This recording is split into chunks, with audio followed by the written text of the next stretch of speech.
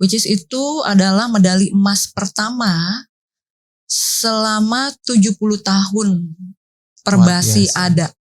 Ini kadang-kadang perempuan suka salah persepsi. Di sini nih, perempuan itu merasa kalau udah cantik, udah wangi, udah cukup. Asia Cup kemarin, FIBA Asia Cup diadakan di beberapa negara lain. Viewernya nih, itu sekitar 50 jutaan. Wow. Dan kita pada saat kemarin di GBK, di Istora, itu viewernya berapa, bisa tebak gak?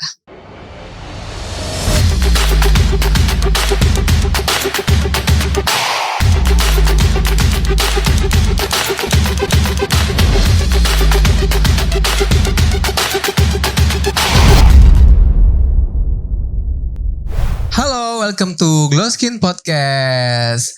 Saya Dr. Nanang Masrani. Di sini kalian akan mendengarkan banyak cerita menginspirasi tentang kehidupan, kesehatan, hingga kecantikan. Nah, kali ini episode kita adalah tentang series wanita atau perempuan hebat. Oke, sudah hadir bersama saya, Nirmala Dewi. Ya, hai Dok, apa kabar? Baik, alhamdulillah sehat. Apa kabar Nirmala? Selalu sehat, selalu baik. Orang olahraga kan selalu gitu, ya, selalu baik, selalu sehat. Luar biasa. Thank you for coming ya. Ya, terima kasih juga nih udah diundang nih ke Glow Skin Podcast ya. Ya, jadi Nirmala Dewi ini adalah Sekjen Perbasi ya. Siapa yang gak kenal Perbasi ya. Kemudian dia juga sibuk di Esports Association dan juga Pertiwi Indonesia.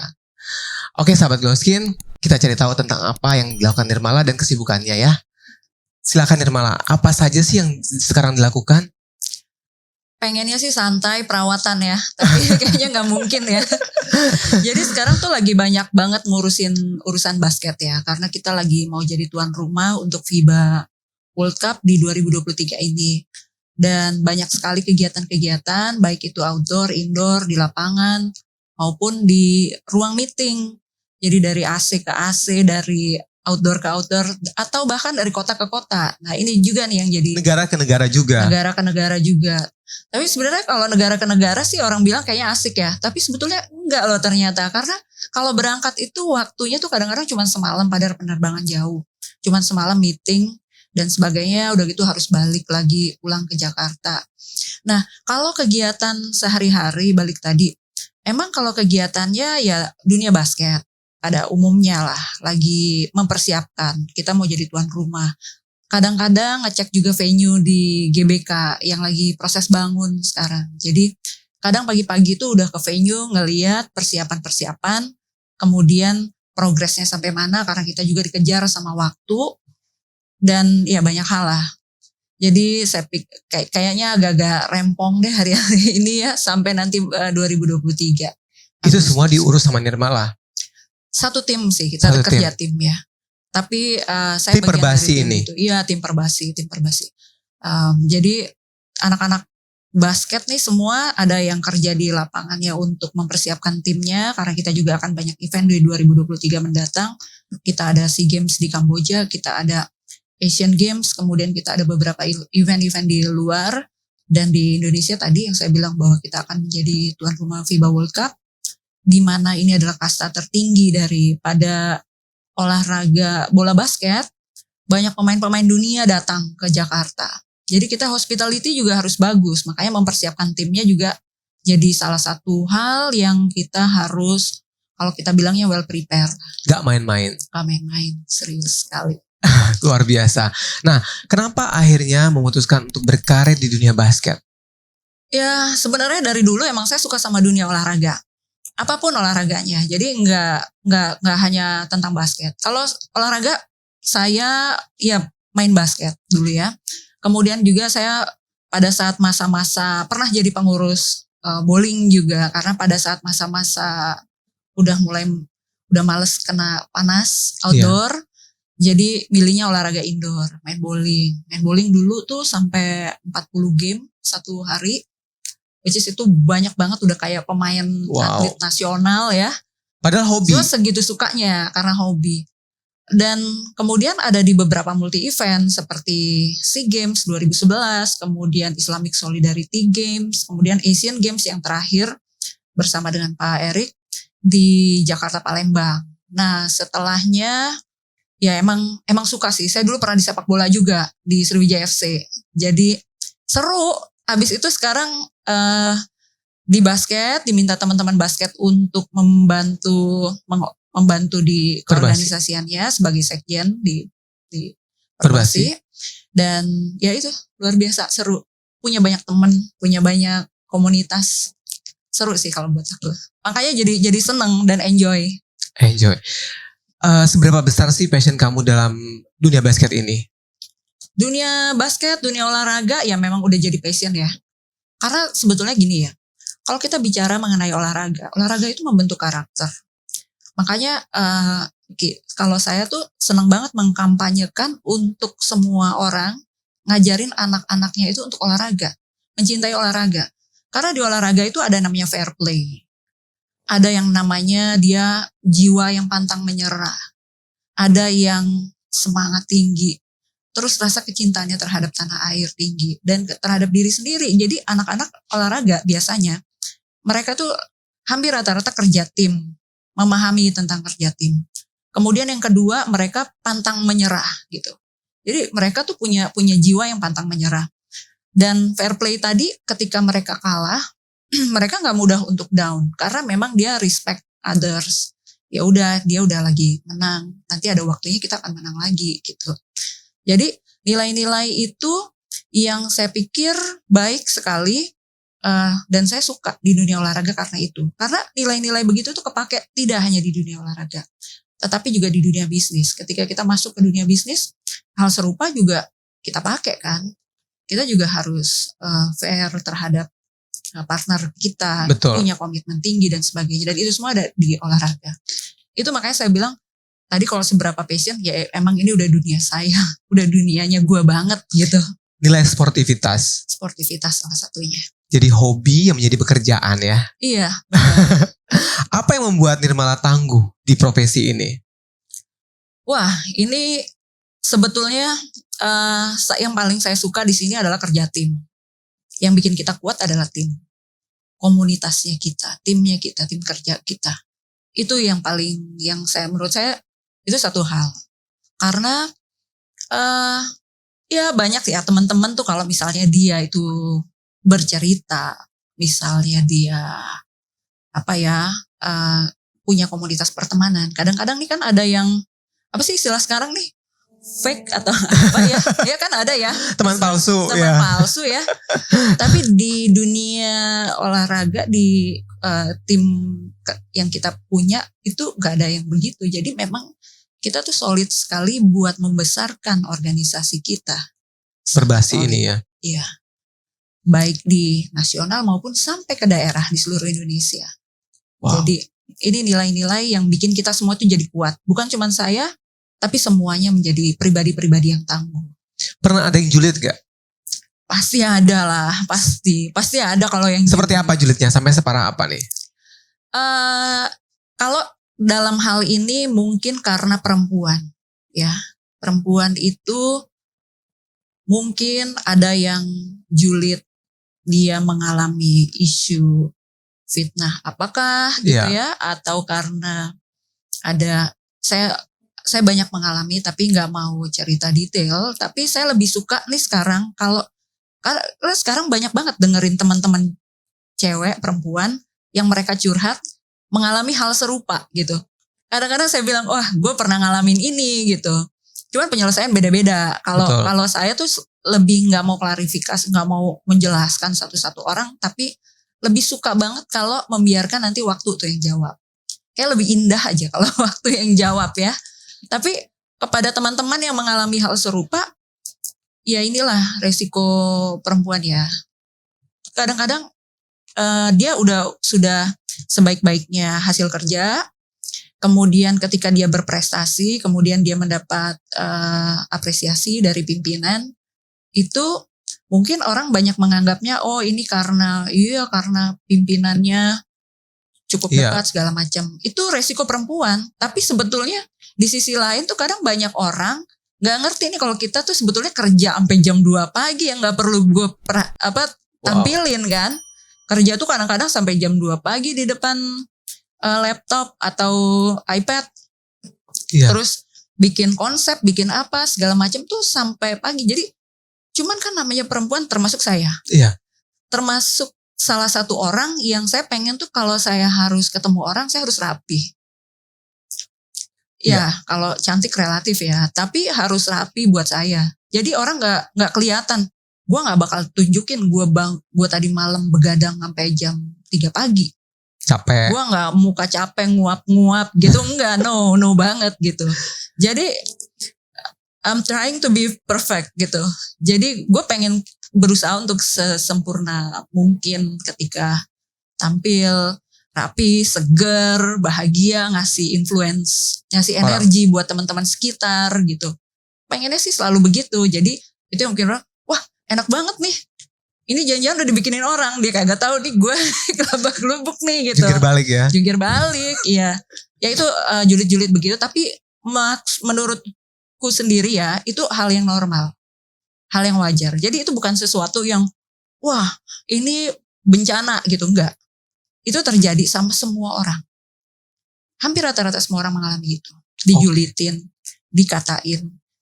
Tapi kan bahkan dari zaman Nabi nih kalau kita bicara ke sejarah ya, dari zaman Rasulullah udah ada, bahkan Rasulullah sebagai manusia yang paling sempurna pun masih difitnah, masih diperlakukan seperti itu, apalagi kita yang jauh dari sempurna. Luar biasa. Nah, Nirmala, apa ketakutan terbesar seorang Nirmala Dewi? Nah, ini dia nih pertanyaannya. Kalau ini ditanyakan sekitar 10 tahun yang lalu, aku punya jawabannya ini. Saya punya jawabannya. 10 tahun yang lalu saya pernah tanya sama diri saya sendiri. Ketakutan terbesar itu apa sih? Gitu. 10 tahun yang lalu. Dan aku menjawab dengan sangat cepat sekali. Gue takut ini, gue takut ini, gue takut ini, gue gak mau gini, gue gak mau gitu. Tapi ketika ditanyakan hari ini, sejujurnya, mungkin sudah banyak proses yang dilewati. Kemudian juga sudah banyak pelajaran yang didapat. Banyak ilmu juga yang dipelajari. Sehingga pada hari ini hampir semuanya, kalau dibilang ketakutan kayaknya cuman satu ya.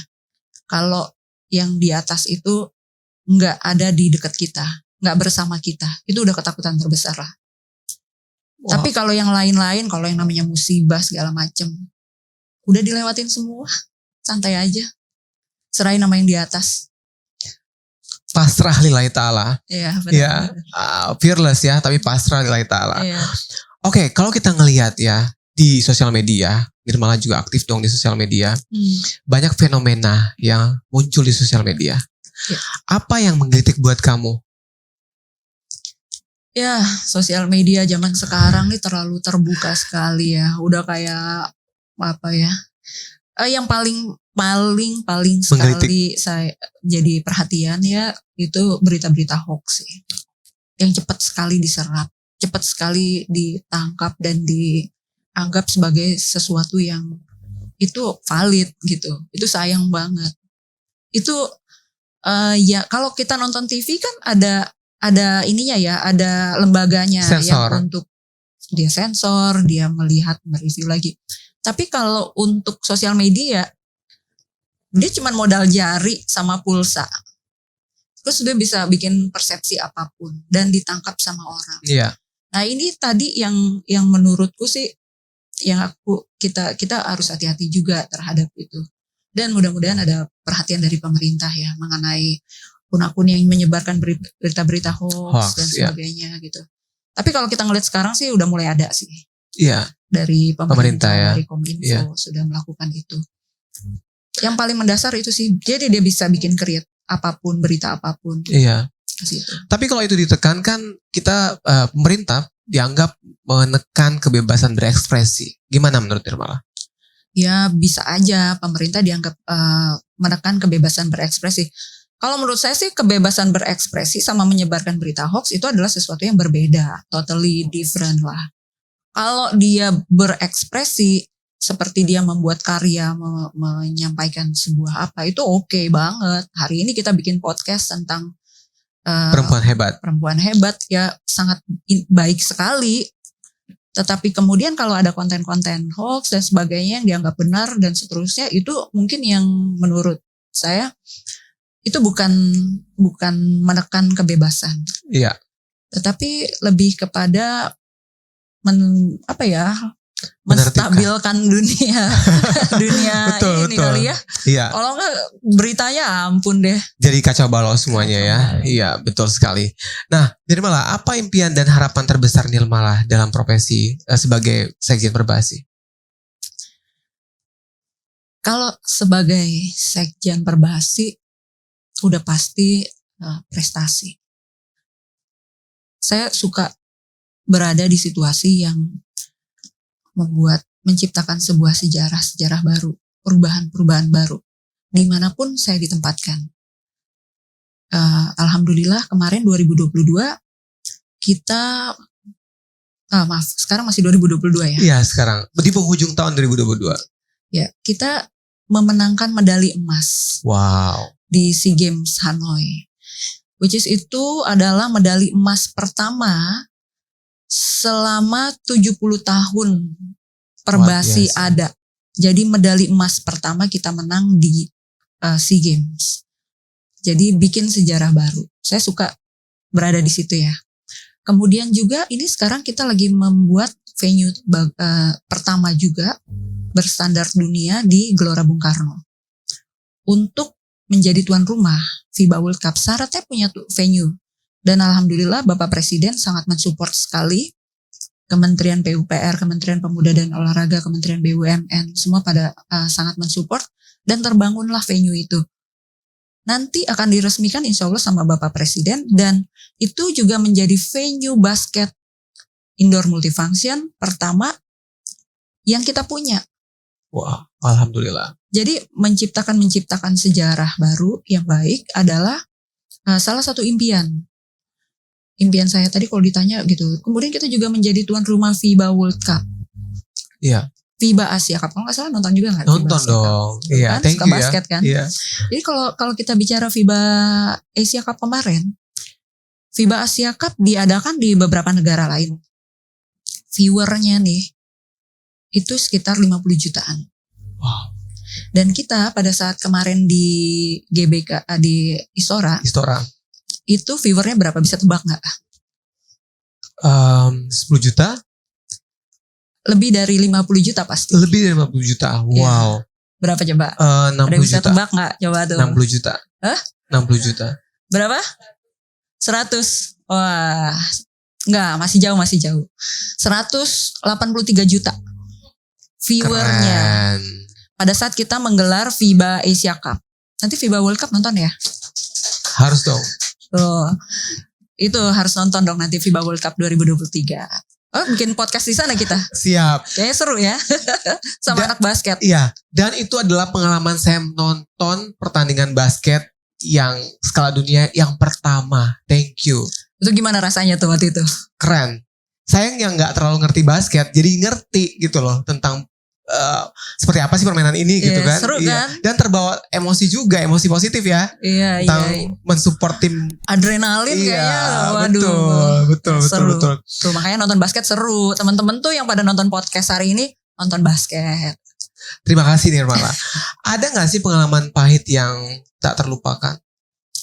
Pengalaman pahit yang tak terlupakan ya pasti ada lah. Silakan di-share dong. Kalau pengalaman pahit tak terlupakan, ntar dulu. Wah, atau sudah melupakan semuanya? Iya. Bagaimana? Pengalaman pahit pasti ada. Iya. Semua orang pasti mengalami. Tapi kalau ya aku sudah melupakan ya. Terlatih untuk melupakan. Iya, sudah, kan kita punya guru yang sama. Iya kan? Iya, betul. Belajar untuk melupakan. Betul. Dan udah dilakukan. Dan sekarang kalau disuruh ceritain lagi, udah lupa gimana dong? Keren. Jadi cuman kita gini ya, nih buat teman-teman nih, tips. Buat yang nggak bisa ngelupain hal-hal yang pahit yang pernah dilakukan, ya. Satu hal, sebetulnya ngapain juga kita ngisi? Tuh ada yang galau nggak nih di sini nih? Ayo, ngapain kita ngisi kepala kita, diri kita ini dengan hal-hal yang negatif, yang bawa aura negatif, Betul. yang ngasih energi negatif buat kita ngapain. Kenapa nggak kita balik aja? Kita balik aja bahwa sebenarnya energi positif itu jauh lebih bermanfaat ya kayaknya. Buat kita, buat lingkungan kita, buat kedepannya kita, buat keluarga kita, buat semua. Jadi energinya ganti aja sama yang positif. Dan energi positif itu sebarkan aja. Bagi-bagiin ke yang lain. Keren. Jadi gak ingat lagi sama yang itu lama-lama. Gitu. Wah, luar biasa. Sahabat Glow Skin, kalau tadi Nirmala sebutan tentang guru, jadi yang dimaksud tentang guru itu adalah abang kita, yaitu Rani Badri Kalianda Muhammad. Beliau adalah founder dan fasilitator dari Soul of Speaking. Soul of Speaking. Soul of Speaking. Jadi Soul of Speaking ini di situ kita berlatih untuk berbicara dari berkomunikasi dengan jiwa, bahkan berkomunikasi dengan diri kita sendiri juga tentunya. Itu yang paling penting ya. Benar. Jadi dengan gampang melupakan pengalaman pahit. Iya. Oke, kita sekarang tentang pengalaman yang indah ya. Kalau pengalaman indah banyak nih. Nah, Nirmala, pengalaman tentang perawatan kecantikan sekarang kita bahas ya. Bagaimana sih perawatan rutin seorang Nirmala yang penuh dengan kesibukan ini? Apalagi kesibukannya lebih banyak berkecimpung dalam sport ya. Iya. Apa yang dilakukan? Ada hal yang berbeda ya. Dulu saya banyak waktu, tapi saya nggak suka perawatan. Okay. Sekarang waktunya relatif lebih tight, tapi sekarang ini kayak suatu keharusan. Karena apa? Ngelihat teman-teman tuh pada cantik-cantik ya. Kok bisa ya cantik banget gitu. Ternyata ya dia minimal tuh kalau outdoor, dan itu saya lakukan. Minimal kalau outdoor itu ya pakai sunscreen, pakai krem pagi, krem malam gitu. Itu yang standar. Atau mungkin ada perawatan-perawatan tambahan yang harus datang ke klinik, kayak ke Glow Skin. Nah, karena kalau misalnya di sini sebetulnya urusan kecantikan nih sebetulnya saya nih yang pengen tanya ya. Boleh nggak nih kalau nanya? Silahkan. Waktu itu aku pernah treatment ya, beberapa Oke, minggu lalu ya. Pernah treatment apa gitu yang bagus itu ya. Itu namanya apa sih? Sama fungsinya buat apa sih? Nah, jadi Nirmala beberapa waktu yang lalu melakukan treatment Profilo, kita sebut Super Skin Hydrator. Jadi dia mengikat air sekaligus membuat kulit lebih lifting. Jadi yang dirasakan pasti Nirmala juga merasakan itu ya. Lebih lifting wajahnya, ya kan? Kemudian lebih lembab. Jadi saat menggunakan bedak atau beraktivitas ya, itu kulitnya akan tampak lebih glowing gitu. Iya. Emang itu aku perlu banget ya, karena kulitku tuh karena banyak aktivitas di dalam. Jadi AC ya. Dingin banget. Ya. Terus kalau keluar tuh tiba-tiba panas banget kan. Perubahan cuaca ya. Jadi perubahan-perubahan itu bikin kulitku emang kering banget. Nah. Sekering itu. Dan kayaknya aku mau balik lagi deh, mau treatment lagi. Karena kan katanya untuk sementara harus agak rutin ya. Ya, let's sampai do it. Berapa kali? Betul. Jadi disarankan untuk awal sebulan sekali 2 kali. Setelah itu 6 bulan. Setelah itu 1 tahun. Jadi itu penting banget buat kita yang beraktivitas seperti Nirmala ya. Kena AC, bikin dehidrasi kulit. Betul. Apalagi kena matahari lagi, tambah lagi ya. Jadi dengan itu kita akan menjaga kelembapan kulit kita lebih sehat. Karena satu molekul dari hyaluronic acid, kita sebutnya hyaluronic acid, yaitu asam yang mengikat air di kulit kita, itu mengikat sampai 1000 molekul air. Gitu. Jadi yang dirasakan setelah berapa minggu, kulitnya lebih lifting, lebih kenyal, gitu. Pantesan ya kalau ngelihat Dokter Nanang ini kulitnya sehat, dilihat enak gitu. Aduh. Terima kasih Nirmala. Diskon dong dok kalau gitu perawatan. Iya. Oke, ntar kita atur ya. Oke, kita balik ke sosok Nirmala. Siapa sih sosok yang di balik kesuksesan Nirmala? Kalau sosok di balik kesuksesan, pasti keluarga yang paling penting. Keluarga, karena support sistemnya saya keluarga besar semuanya. Wow. Satu itu. Yang kedua, tokoh-tokoh idola. Tokoh-tokoh idola itu kadang-kadang menginspirasi. Siapa aja? Kalau sekarang saya ngidolain Pak Erick Thohir ya, bos. Tapi emang saya mengidolakan beliau. Kenapa? Karena disiplinnya luar biasa gila sih. Kalau menurut saya kerjanya tuh cepat dan akurat. Itu gaya bekerjanya beliau. Dari zaman dulu, dari zaman kita di Asian Games. Di Asian Games itu bayangin itu kerjaan nggak kaleng-kaleng ya. Tapi 2 kota dengan berbagai macam situasi, kondisi. Tapi beliau sangat tahu bagaimana mengatasi setiap persoalan dengan cara komunikasi. Jadi komunikasi juga baik. Jadi kita bikin ada rapat mingguan, rutin dan seterusnya. Nah, tokoh-tokoh yang begitu itu selain juga saya ngidolain Pak Jokowi ya, presiden ya. Karena beliau tuh menurut saya ya, dia tuh presiden, tapi kayaknya low profile banget, santai, tapi nggak berarti dia terlepas dari sebuah ketegasan seorang kepala negara. Kalau harus tegas ya dia ada masanya dia tegas sekali. Bahkan ya cukup negara-negara lain juga yang bersinggungan sama Indonesia sangat-sangat cukup dianggap menakutkan Indonesia dengan ketegasannya beliau. Itu yang bikin saya terinspirasi dan oke nih kayaknya gue suka ya ngelihat mereka gaya-gaya kerja mereka, terus mereka aja yang udah sibuk aja bisa begitu kerjanya gitu. Masa gue kalah gitu. Jadi kayak kita pengen bikin sesuatu, pengen create sesuatu, kemudian pengen berbuat sesuatu dan seterusnya. Jadi itu yang bikin semangat terus. Nah, kalau bicara tentang perempuan hebat, seperti apa sih sosok perempuan hebat menurut Nirmala? Perempuan pada umumnya adalah manusia-manusia yang hebat. Baik dia yang bekerja di rumah saja, mengurus keluarganya, ataupun dia yang bekerja di luar. Semuanya sama-sama hebat. Perempuan itu multitasking. Pernah dengar kalau satu psikolog pernah bilang bahwa pria, aku nggak bilang bahwa, mohon maaf ya, tapi ini apa sifat dasar. Pria itu kan kalau misalnya lagi nonton fokus aja ya. Kemudian kalau ditegur diajak ngomong atau apa kan kadang-kadang suka nggak denger. Tapi memang begitu karakternya, sifat dasarnya. Kalau perempuan itu lebih ke multitasking. Perempuan bayangin, kita lihat ada yang sambil ngurusin anak, tidurin anak, sambil masak, sambil bekerja juga, sambil Zoom. Kalau yang bekerja sambil Zoom, kemudian dia juga sambil ngecek PR anak, itu bisa dilakukan semua secara seimbang. Jadi inilah kenapa saya ngelihat bahwa memang kerja perempuan, sosok perempuan memang akhirnya jadi dimuliakan ya, kalau di dalam agama juga sebagai makhluk yang dimuliakan. Penting itu sekali ya peran perempuan penting. Ya. Kenapa juga ketika kita diminta menghormati, yang pertama diminta itu adalah ibu kita. Iya. Ibu kita sampai berapa kali itu, baru ayah kita. Tapi bukan berarti peran ayah juga kecil, tidak. Peran ayah itu juga sangat luar biasa besar.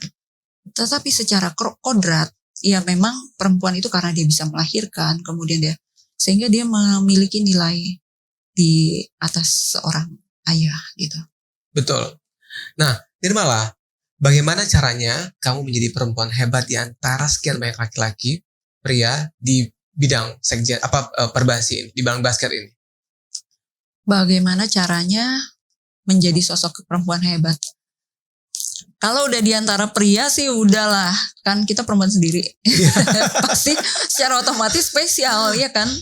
Cuman ini kadang-kadang perempuan suka salah persepsi. Di sini nih, perempuan itu merasa kalau udah cantik, udah wangi, udah cukup. Bisa cari duit sendiri bahkan. Padahal ada yang lebih penting ialah mengisi pengetahuannya. Perempuan tuh harus, kalau diajak ngomong terus nyambung. Harus pinter. Kalau enggak nanti enggak nyambung, cantik apapun jadinya orang bisa ilfil. Jadi kepada perempuan-perempuan memang saya mengajak, mendorong sekali buat ayo belajar lagi, baca buku, baca pengetahuan, baca apa, belajar bicara, speak up untuk isu-isu sosial, untuk apapun, nggak apa-apa. Apapun pekerjaannya, walaupun ibu rumah tangga. Bukan berarti ibu rumah tangga nggak punya hak suara untuk bicara, Betul. sangat punya. Gitu. Jadi yang paling penting ya perempuan ya dia harus berupaya untuk cantik karena Iya. memang sudah kodratnya. Nah kalau misalnya kita bicara mau cantik mau apa, ya balik lagi ke sini. Coba kasih tips coba supaya tetap cantik gimana coba? Oke, tips seperti yang tadi Nirmala share tentang kegiatan rutin Nirmala itu udah tepat sebenarnya. Yang paling penting tadi kan pembersihan wajah, kemudian perlindungan, ya sunscreen, kemudian melembabkan juga karena kita perempuan khususnya yang aktif ya berada Iya. di lingkungan yang ber-AC, udara atau outdoor juga itu mempengaruhi kulit. Jadi tadi pembersihan, proteksi dan moisturizing itu penting banget. Seperti itu. Yang lainnya sesuai dengan kebutuhan kulit wajah karena setiap orang tentunya memiliki kondisi yang berbeda-beda. Ya, Seperti itu Nirmala. karena perempuan kan nggak warna kulit jadi ciri khasnya kan. Maksudnya nggak harus cantik itu artinya putih. Itu juga enggak kan. Iya, Sekarang kan ada yang tanning betul. keren-keren loh. Betul, eksotik gitu kan. Gak harus putih. Iya. Karena kita kelamaan dijajah ya. Dijajah oleh bangsa kulit putih ya. Jadi bagi kita itu sosok yang putih Keren. itu adalah keren. Padahal nggak seperti itu juga. Ya, orang-orang Kaukasia ya orang-orang Eropa tuh malah mengidolakan kulit yang tanning seperti kita. Ya, sawo matang. Karena kenapa? Karena kena matahari dan lebih sehat loh. Ya kan? Iya. Insiden pada orang kulit putih kan untuk kanker kulit kan tinggi kan karena mereka nggak tahan terhadap sinar matahari. Oke. Gitu. Jadi poinnya yang penting kulitnya sehat. Kulit sehat. Apapun warna kulitnya. Betul sekali. Oke. Oke Nirmala, apa pesan Nirmala bagi sahabat Glow Skin yang sedang nonton podcast kita? Oke, buat semua teman-teman, sahabat-sahabatnya Glow Skin, ya saya sebetulnya gini ya, pengen ngajak semua perempuan-perempuan hebat di seluruh negeri ini, Seluruh dunia. ya seluruh dunia ya. Saya pengen ngajak buat kita tuh sama-sama tetap beraktivitas positif, ciptakan pekerjaan yang baik, kemudian tinggalkan jejak baik untuk anak-anak kita. Jadi itu yang paling penting. Jadi berikan anak-anak itu warisan hal yang positif.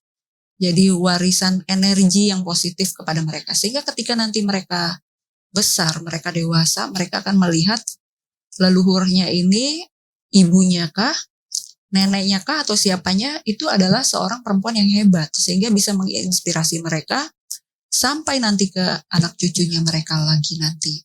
Jadi apapun posisi teman-teman semua, apakah ibu rumah tangga, apakah pedagang, apakah pegawai, atau apapun, ayo ciptakan sesuatu untuk supaya bisa meninggalkan legacy baik untuk keluarga. Itu. Keren, luar biasa. Saya setuju sekali dengan Nirmala tadi ya, legacy ya, Yes. tinggalkan sesuatu yang baik untuk siapapun yang ada di sekitar kita ya, untuk membangun bangsa nantinya. Betul. Tentunya. Saya banyak belajar dari Dokter Anang. Sama, saya juga banyak belajar juga. Baiklah, sudah sampai kita di penghujung Glow Skin Podcast hari ini, di episode kali ini yaitu perempuan hebat. Kiranya apa yang kita sharing ya dari Nirmala tadi memberikan inspirasi bagi seluruh perempuan-perempuan di luar sana. Sampai bertemu dengan Glow Skin Podcast berikutnya. Glow Skin.